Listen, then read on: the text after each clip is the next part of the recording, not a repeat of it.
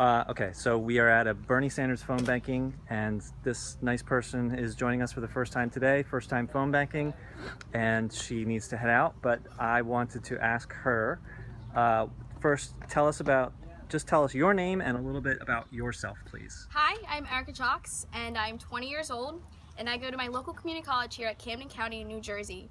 I work several jobs. I work nannying jobs, dog walking jobs, even every once in a while I do just like a night of waitressing and stuff. Point is that I go and I pay every single credit of my classes. I live with a single mother.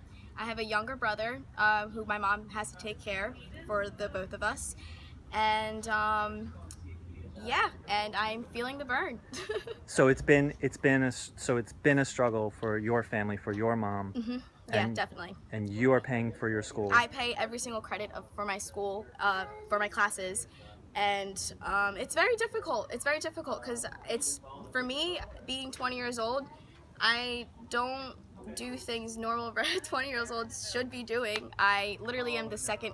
I help my mom pay for things in the household, and I go to school on top of that, and it's just, to me, it makes no sense to why someone my age should be doing that. I'm at a point where I'm just, And this is all to afford college. yes, this is all just to go to college, even just to put food on my table. Okay, so when did you discover Bernie Sanders, and what do you like about him? I discovered Bernie Sanders over the summer, and the one thing that really spoke to me was his main message is just overturning Citizens United. And what's good about that? Good about that is just getting money out of politics. And why is money in politics bad? Money in politics is bad because it allows for people with money and have these specific special interests to do whatever they want with it, and it just creates chaos for the rest of us. It's a domino effect towards the end, and we get all the crap at the bottom. That's how I feel. Okay, so why? Okay, so beyond Citizens United, what do you like about Bernie Sanders? I like that he wants to raise the minimum wage to 15 an hour. That's one thing that really speaks volumes to me. The Okay. fact that we can do that. Anything else? I presume free tuition in all public colleges and Yes, universities is good. obviously. Free tuition, 100%. Education is not a privilege. It is a right. It's stupid to me that people don't see that. And so what else do you like about him? Anything specific about policies or personally, or? I just like his heart. He has the most biggest heart, and he's not a politician. And when people say that he's a politician, he's not. He looks at everyone like a regular human, and he is a human himself. And he's just something so different that we have never seen before, and it's crazy how people would not even go for that. But you haven't, have you voted before? No, I've never voted. It's my first time. So obviously you're registered. Yeah. So, I mean, what's your perspective as someone who's voting for the first time of the importance of this election compared to previous elections? I never saw an interest in politics because it was always just what do we have to say? Like, they're always just going to do whatever they want in the end. And I always just kind of got stuck into that mentality until someone just like showed me Bernie Sanders, and the fact that he always says when millions of people come together and the amount of change that can happen. For example, the LGBT movement. And within 10 years, they made it legal for people to get married. It just shows that when people get together in millions, what we can accomplish. And how do you know that? How do you? I don't need to know. I just need to do it and try it and go for it. I don't need to, like... What? Tell me more. I don't need to figure out what if. I don't need to know it's not going to happen. I'm not going to say it's not going to happen because I don't know the future or anything. I'm just going to do what I can, put my part into society, and continue to just reach for our goal. When someone tells me I can't reach it, well, okay, I'm going to keep going even harder. So tell me more about this. So this is interesting. So maybe he won't get it, or maybe he can't pass the things through Congress, or so tell me more about what's your... Those are just maybes.